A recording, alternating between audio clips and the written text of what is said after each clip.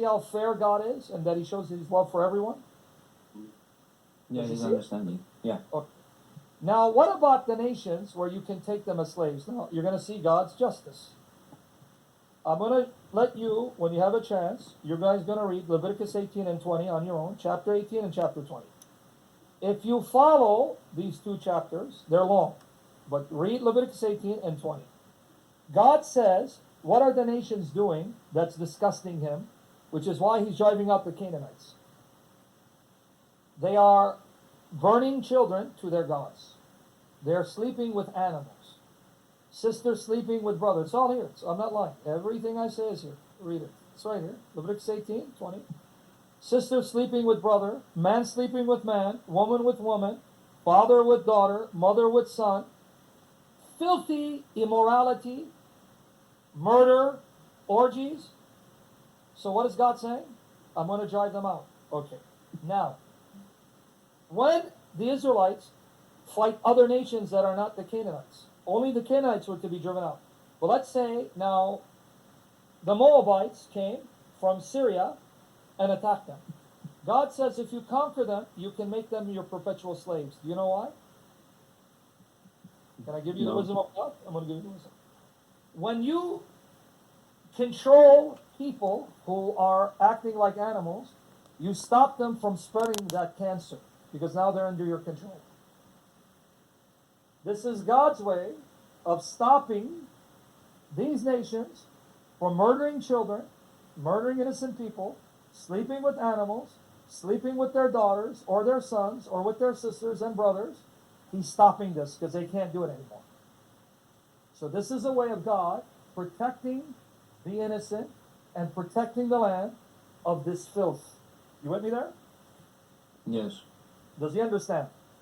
You feel me? Para yung next generation to follow up on it. Yeah.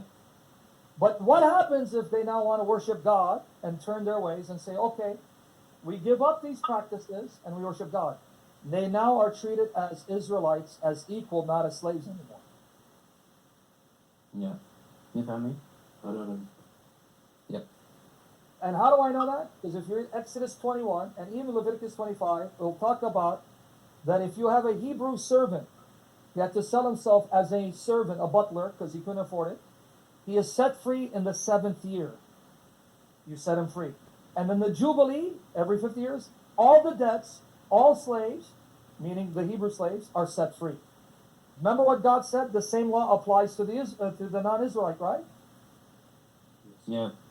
So if I, a Gentile, we make war with Israel, they conquer me, but I don't fear God, then I'm a perpetual slave. Because that way I can't sleep with my sister or with an animal or murder the innocent or sacrifice a child. That won't happen. I'm under their control.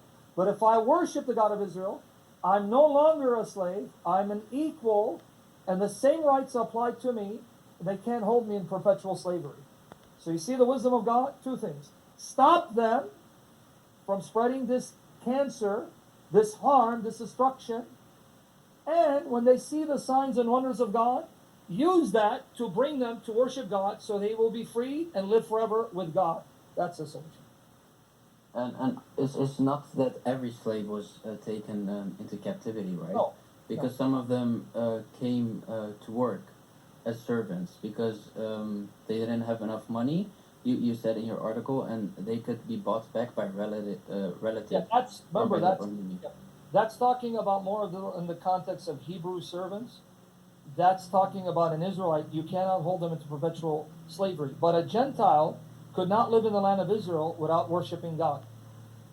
So let's say you came from Iran and you worship. Is it man? Zoroaster. Yeah, no. Zarathustra was your prophet, the God. Yeah. Mazda. Ahura Mazda is his name. Ahura Mazda. Yeah. Oh yeah, I drive Toyota. You drive Mazda? I don't like Mazda. I like Toyota. Okay, anyway. You could not live in the land of Israel and worship your God. They won't let you in. No. You can't bring this here. So how could you work in Israel? You'd have to worship the God of Israel. Then the same law applies to you. Yeah, I understand. Okay, so when we see it from this perspective, you see the wisdom of God, the justice of God, and slowly destroying these evil atrocities where you have men, and it's in Leviticus 18:20. And archaeology confirms it, by the way. Archaeology, they found tablets